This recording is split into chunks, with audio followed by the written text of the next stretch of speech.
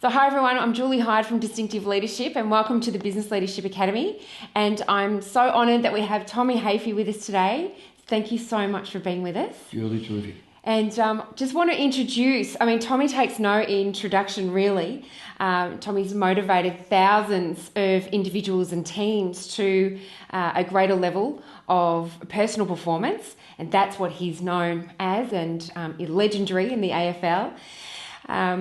Your reputation for developing winning teams is absolutely unparalleled also. Now, Tommy provides people with the necessary tools to become successful winners. Tommy coached Richmond, Collingwood, Geelong and the Sydney Swans, and he's one of only 5 coaches who have coached in excess of 500 games. He's made 10 grand finals, 4 winning grand finals for the wonderful Richmond Tigers and 1 tied grand final. He's guided Collingwood from wooden spooners to tie in the grand final, which is amazing, in your first year coaching them. And he took the Swans from second bottom to second top as well.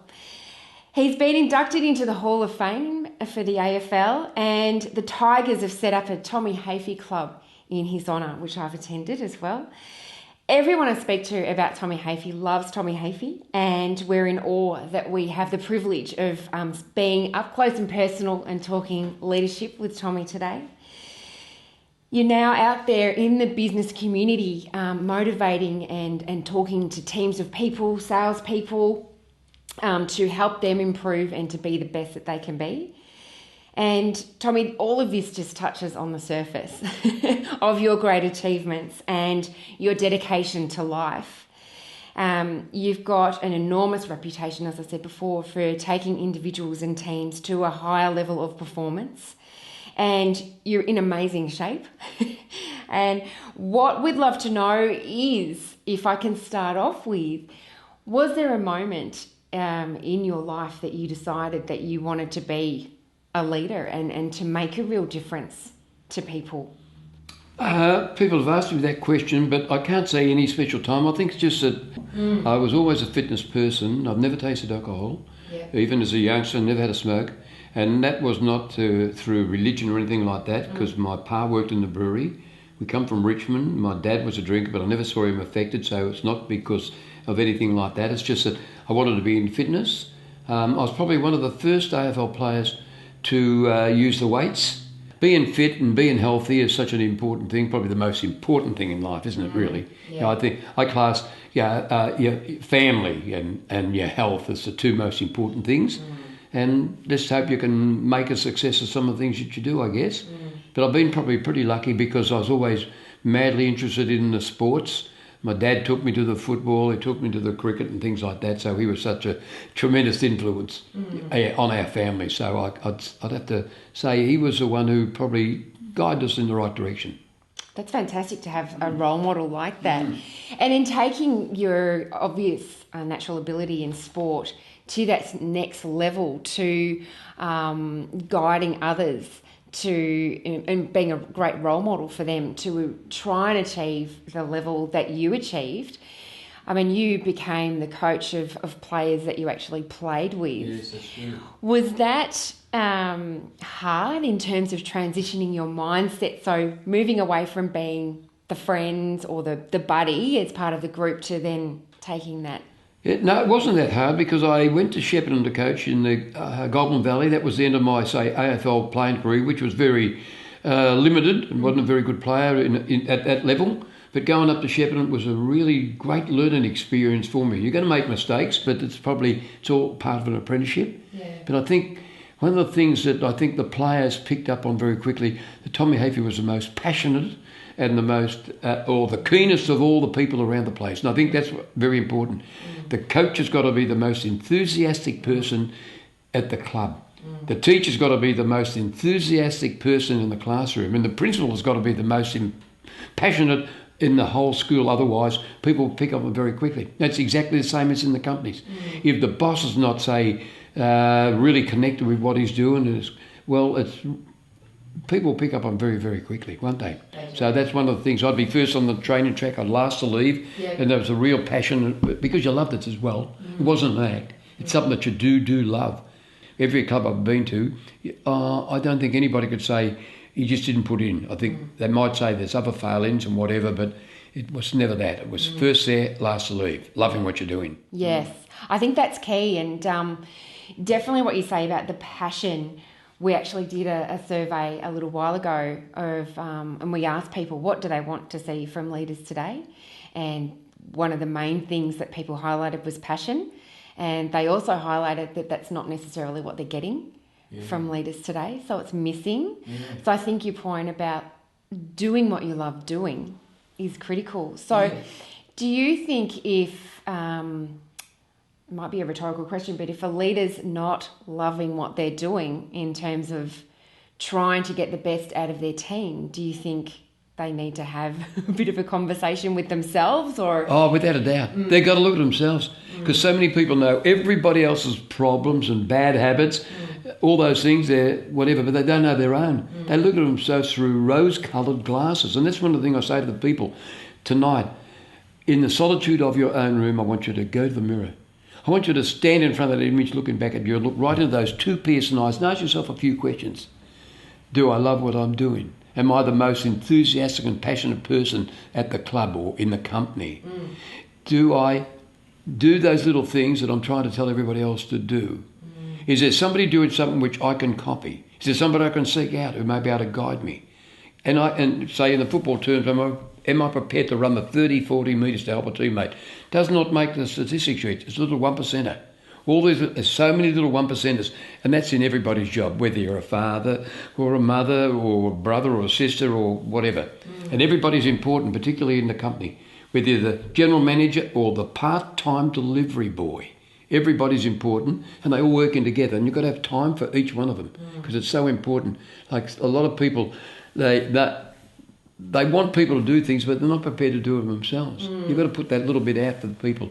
And isn't it great when you work at a company where there's terrific attitude and the people have got a lovely smile on their face and whatever. I remember working in Shepparton. I'm a printer by trade.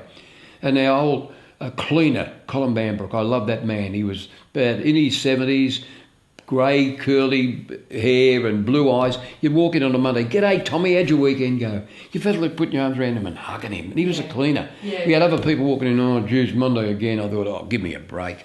Give me a gun." That's the way I look at that. But it's great when you work with people who have got that same, say, feel of enthusiasm and being pleased that they're there. But you find a lot of them aren't.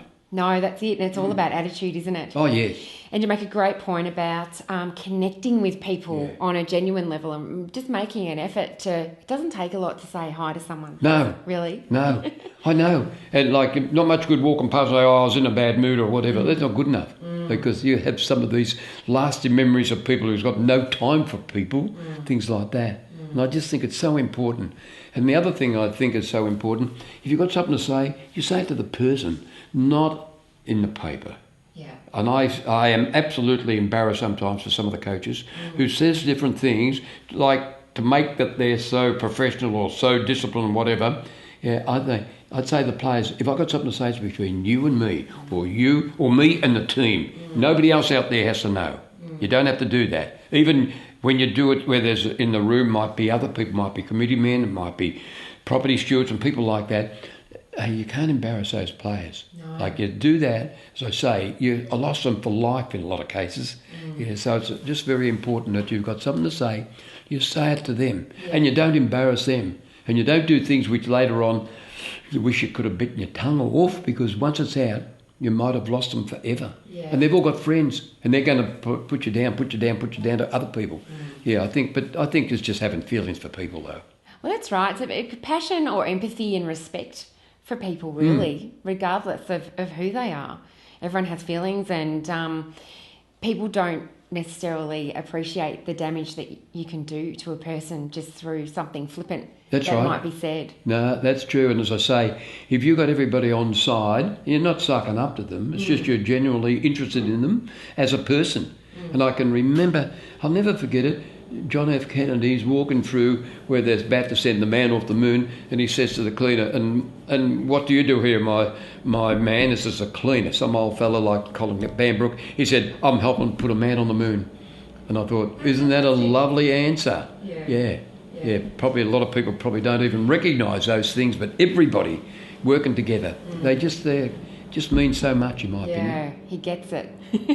And the old saying, just going back to, that the public praise and the private criticism is something that I kept in my mind when I was dealing with people. Well, it is so important, isn't it, really? Yeah. Yeah, but look, I suppose you're going to make a lot of mistakes in that, but if you've got people who are genuinely interested in other people, I think they'll overlook some of those things. Yeah, I really believe that. So you're big, you're just known for how you've brought teams together, and a lot of people really do struggle with understanding how to get a team to gel. And you've talked about getting to know people individually. Is there any other secrets or insights that you can share about getting teams to really gel together? I really feel having functions where you bring the players, their families together is so important. I can remember when I got married, which is now 56 years ago, my mother wanted to invite all the stars from Richmond. I said, Mum, I don't know them. One player came to our wedding, Teddy Langridge, who was my friend before football. No wonder we were on the bottom of the ladder for 25 years. Do you know, when I came back after coaching Shepparton, every 21st engagement and wedding was like a club function. No wonder we were a power for 12 to 15 years. It's more related than what people think. It's more related. I know you're working with them all the time. And I've often said to players, even now, do you have many functions? Oh, we don't need them, Tommy, because we're together all the time now. I thought, that's the reason why you do need them. That's the reason why they're in a working situation. And really, they go away. They might live at Frankston or Dandenong or Richmond or Armidale or whatever, but they only see each other during that time. And I just think it's more important. I really do. And particularly, say, country and metropolitan teams. Yeah, and I get so disappointed in people who don't turn up to the functions. I really hate that. And I make a big point when I go around and speak to the football clubs now about making certain that everybody turns up. Yeah. Okay, so that's something that I suppose in business that the leaders can struggle with, because people have got their commitments outside of work. That's right. So did you make it a mandatory thing that everyone did show up to function? Well, you hope that they would do that. Yeah. You did speak about it, and you hope that they'll take notice, but you're hoping that they'd want to, because the people that they are with their friends. As I said, I can remember going to 7 of the players' weddings, between one season, because they weren't get married in the football season, of course, but then when the footy was over until the start, or usually until Christmas time, went to 7 weddings. As I say, that were premiership years, like when the Tigers were absolutely annihilating everybody, but the closeness and the love for each other was just... I've had players... I remember a party at our place after we'd beaten by St Kilda by 13 goals, and all the players used to come back to our place because we lived down Beaumaris. And when the food came on, I would go in the lounge room to get Kevin Sheedy. It was only Kentucky Fried or something like that. And he's not there. It can only be one place, out the back. Out the front, in the garden. I go out there, and here is a great, tough Kevin Sheedy crying. I said, what's wrong, mate? What's wrong? He said, I let you down. I hate letting you down. He didn't let me down, in my opinion. But I thought, isn't that amazing? The love and his feeling and his emotion, because he's one of the toughest players ever played.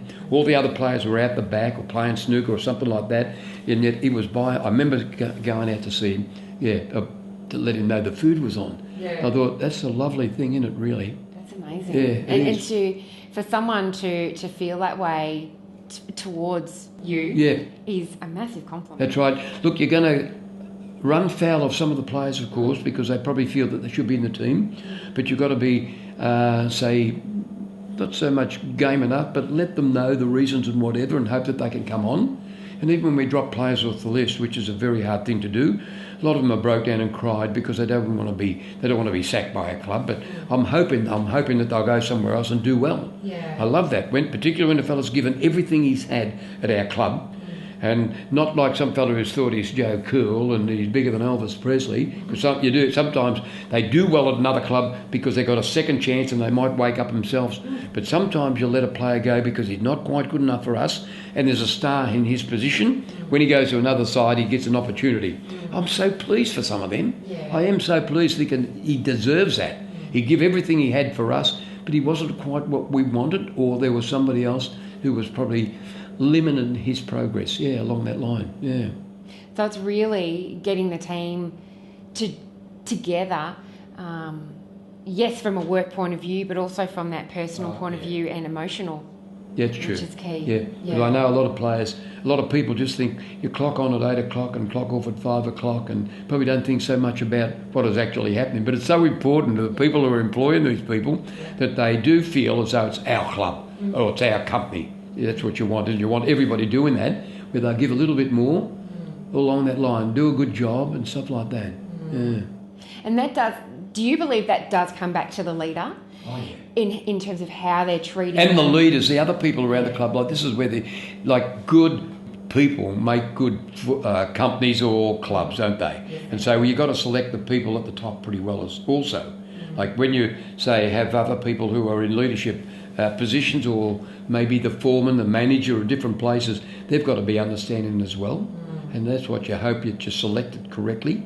Same as when you select your assistant coaches and the people who are now working at the club, they've got to be so important as well. They're approachable and they've got a real or strong work desire as well. Yeah. Because they're cascading your message down That's to right. the team. Yes. Yeah. They're really, a reflection of you. Absolutely.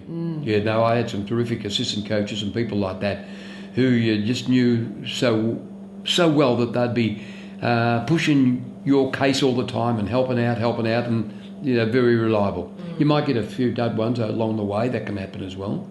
Yeah, but that you've got to wake up or hope that, they might change in some way. Yeah. Good stuff. So you've obviously had massive experience in sport and now you're out there talking in the business community. And also from society now, I think things have changed a lot within the culture in our society of recent years, probably particularly maybe the last 5 years or so. Do you have any observations of what you think the problems in leadership are right now that might impact on our society or on our kids today, or people in sport, people in business? Well, I get very upset with censorship when I see things on the television and in the movies and some of the language and stuff like that. I just think, where are we going? I get so upset about things like that, and it's not necessary. And I often think when I go to different functions and the language is over the top, it's unfair to the people out there. And I sometimes think, oh gosh, I really get upset. Yeah. I wouldn't dare swear in front of anybody, say out in the audience and things like that. But I think they just see how treating people well. I think that's so important. See, I speak to a lot of children in the schools. Like I go to schools, I go to 100 schools. I do about 60,000 K. And I speak to the, particularly say the VC students in regard to making this year the most important year of your life, because you're setting up what you want to be doing later on. And I just say, be your best. You don't have to be as good as your brother, but be your best. And I cite the number of times when players have actually had to struggle at one club but made it when they got another opportunity. And everybody has hiccups in their life. I said, life doesn't go like that. There's many times you're going to be sat on your backside. It's how you handle it. If you lay on the ground like a wimp when you have your first little hiccup, that means decision made by head office was the correct one. Sometimes it's a blessing in disguise that they do get a kick up the backside, because we've seen happen so often where people have, come on and just more or less, well, they got the right stuff. They're made, say, got good character and things like that, because you will have times like that. Yeah. So I said 7 of the last 32 Brownlow medal winners got the sack at that club and won it at their second club. And when I say, do you know these 3 names to the children and also the staff when I speak to the corporates, Rodney Hogg, Colin Miller, Stuart McGill, Adam Gilchrist had to leave their own state because they couldn't make the grade in their state, yet they finished up going somewhere else. The mighty Australian Test team, and with big reputations. I think Adam Gilchrist was one of the greatest players that ever played. Well, he was a New South Wales boy who couldn't get a regular game with New South Wales. Went to Western Australia and look what he done. His Test record is freakish, absolutely freakish. So many like that. Yeah. So if you sit back and say, poor old me, they're up, they don't like me and stuff like that, you never get anywhere, do you? No, definitely not. That's real victim type mentality. Yes, yeah. So you put it down to attitude. Oh, of course. Absolutely. I say to children in the school, and I say, look, it's got nothing to do with talent. It is attitude. There's not one person in this room who's not going to make the grade.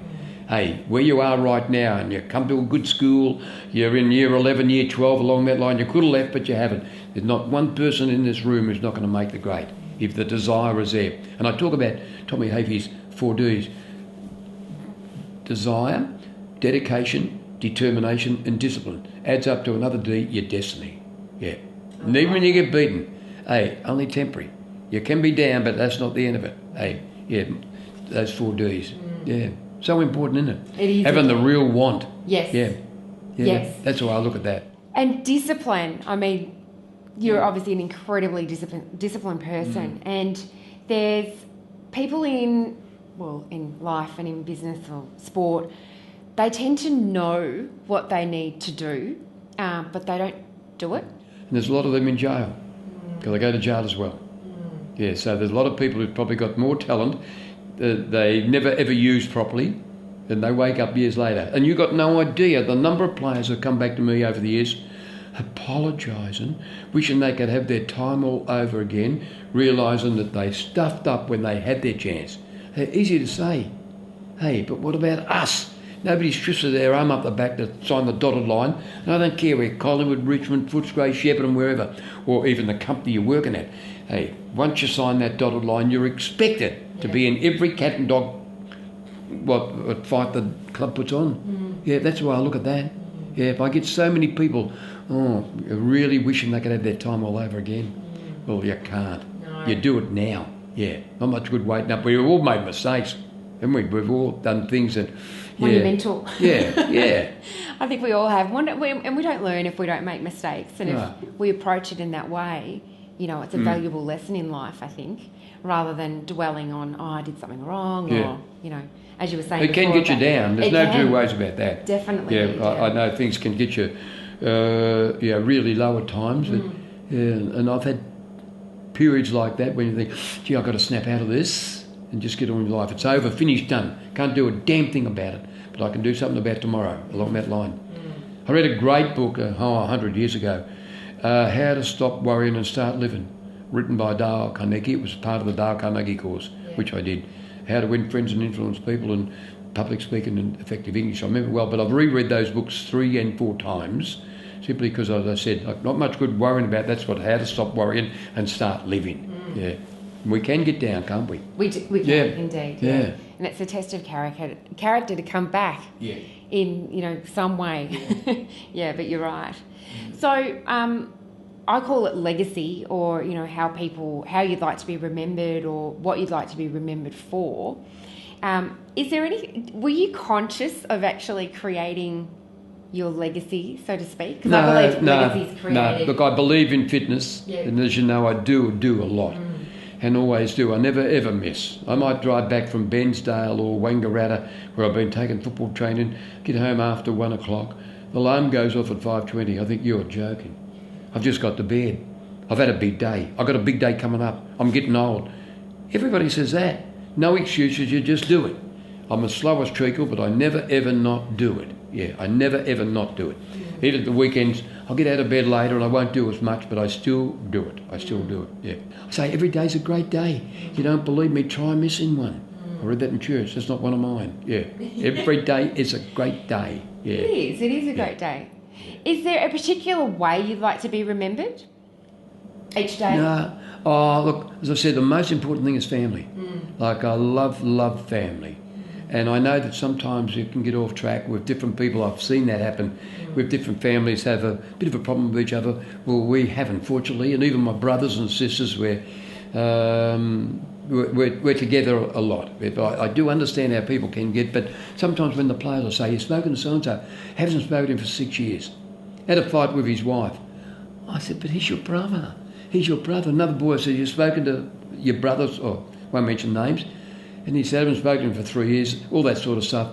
I said, your mother would turn in her grave. Yeah, and that's why I look at that. Yeah. Do you have anyone that you see as a great leader, past or present, that you've sort of looked at and gone, yeah, they are? Well, one of the people who really inspired me was Percy Cerity, who was a famous athletic coach. I read his first book in the early 60s when I was coaching Shepparton. I couldn't put it down. I immediately wrote to him and we become very, very good friends. I found his address. I think I might have just sent it down to Portsea. He coached the great Herb Elliott and many other people, but his books were 30, 40 years before their time, particularly on diet and the way he trained. I've got the 6 books he wrote. I've got 2 books written about him. I even spoke at his funeral, all those sort of things. And I still read those books. I reread and read those things like that. And I thought it was just having a look at yourself, doing the best, but your diet, things like that. And also the work that you do. So he said to me right down the ground.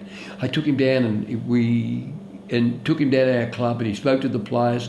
The players came down to his camp down at Portsea and I thought he was absolutely sensational. But I'd probably be inspired by a lot of things like that. Muhammad Ali. I bought his book 1975 called The Greatest. He wrote it himself. It's the best book I've ever read in my life. I finished up buying 60 to 70 copies of it and giving it to lots of players and things like that.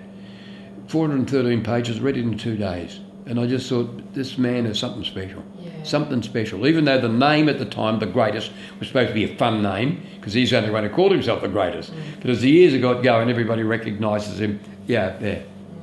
What was it about him that you saw? What was it that just went... Yeah. A very religious person with his faith. But he comes back after winning the gold medal, throws the medal in the river. I'm treated better in every country in the world, more so than my own. I don't have to sit down the back of the bus in any country in the world except America. I can go into any restaurant in the world, but not in America. Yeah, like I thought, stuff that he had like that. And when he doesn't want to go to war, he said, I ain't got no quarrel with those Viet Congs. No Viet Cong ever called me nigger. Yeah, and I just thought, he went to jail. He's a world heavyweight champion, went to jail. That's really strong in your beliefs, isn't it, really? Absolutely. Yeah. Absolute conviction in beliefs. I've probably got about a dozen books written about him. I got a book that he wrote with his daughter as well as The Greatest. They're the only 2 that I've got written by him, but I've got so many others written about him and stuff like that. Yeah, but I think you can learn a lot from people like that, can't you? Yes. Yeah. Absolutely. And that is something, and also Nelson Mandela and in terms of their absolute conviction in their beliefs, and they just wouldn't compromise. That's right, yeah. And did a million years in jail. Yeah. It's staggering, isn't it, really? It is, absolutely. So, Tommy, you've shared so much with us today, and what I've taken away from how you've created your success, as an individual and with your teams is around your passion, is around treating people exceptionally well and connecting on a real, true level, and around your 4 Ds. Yeah. And it was discipline, dedication, desire. Yeah. Starting from desire, that's the real one. Yeah. And then dedication, that is doing the work, practicing the work so that you become better at what you're doing. Determination, never giving up. Just make certain that you keep at it and at it. And the discipline, as you know, is so important. Yeah. So that you stick to what you're at and don't embarrass your family. That sort of stuff. Like, don't be doing dopey things and then putting it down as, everybody messes up, stuffs up at some stage. And then, as I said, the last one is the destiny. That's your destination, isn't it, really? Yes. Yeah. And we create our own destiny. Yes. Fantastic. Yeah. How do people, how do they learn more about you, or how can they get you to come and speak to their team? Yes, well, I do get a lot. I know that people like myself are at every speaking agency, and they'll send you off, but I suppose they can look at the website and things like that. Yeah. But I go to a lot of schools because I don't think it hurts them to see people like myself who are still out there. Yeah, I know a lot of people say, you're too old and whatever, and I think people should listen to old folk. I don't say older ones who are probably living in the past, and I don't think I do that. So I just, I talk to them, and a lot of people say, they don't know you. It's not, nobody knows anybody. It's what you say, isn't it, really? And the way you behave. Whether you're 100 or whether you be 21, 22. That's the way I look at that. And Tommy, thank you so much for your time today. You have been amazing. I think we need you back down at Richmond. coach down there. But thank you so much for your generosity and Julie, no problem. thanks for your time. Yeah, no problem, mate.